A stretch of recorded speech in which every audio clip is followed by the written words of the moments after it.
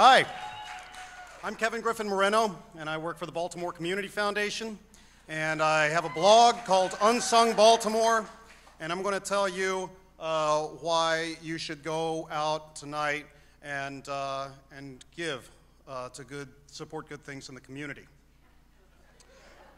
Hey.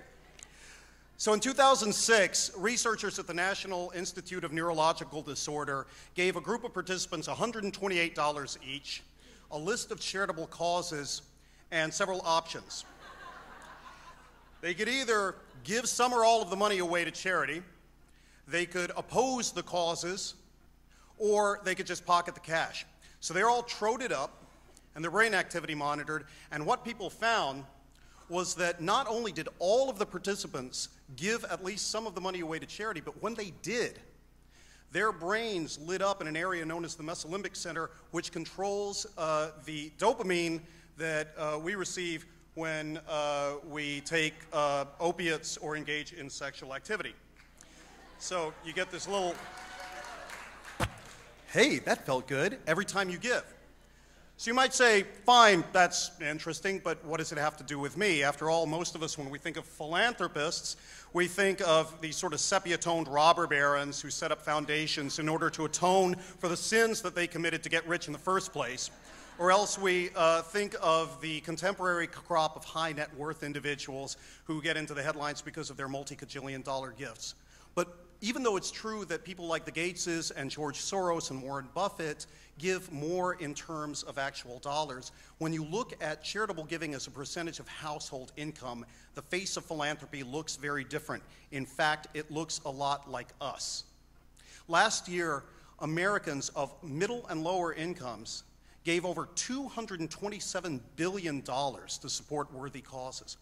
And that's not even factoring volunteer time. Last year in Maryland alone, an average of 1.3 million of us gave volunteer hours at an estimated value of $4 billion. So that's pretty significant in an era of decreasing government funding for everything from mental health to the arts. And the cool thing is that there are so many ways for us to give. I mean, there are countless ways to become everyday philanthropists. This is Julian. He's a retired volunteer with Experience Corps Baltimore, which places older volunteers as mentors and aides in struggling elementary schools. This program actually has been proven to increase student academic performance and older adult health. 2 years ago, the Homeless Persons Representation Project, even though online giving is a new trend, raised $40,000 to combat homelessness in Baltimore through a Facebook campaign.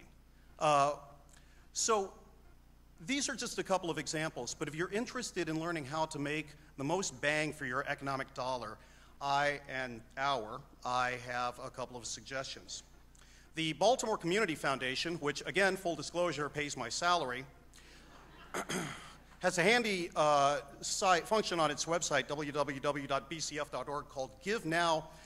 One click, you can give any amount to support cleaner air and safer neighborhoods without ever changing out of your PJs.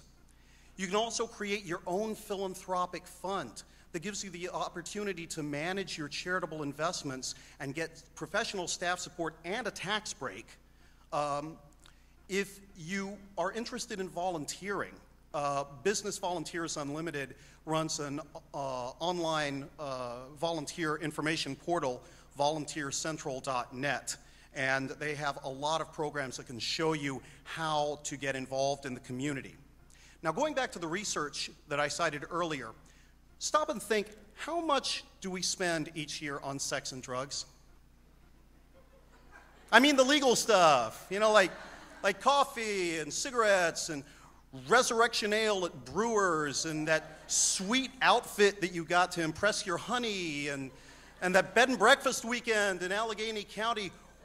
What if we took a tenth of that money and gave it to philanthropic causes?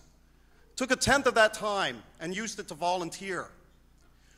The thing about sex and drugs is that they're not tax deductible. But philanthropy is, and it can create a better world. And there's no walk of shame in the morning.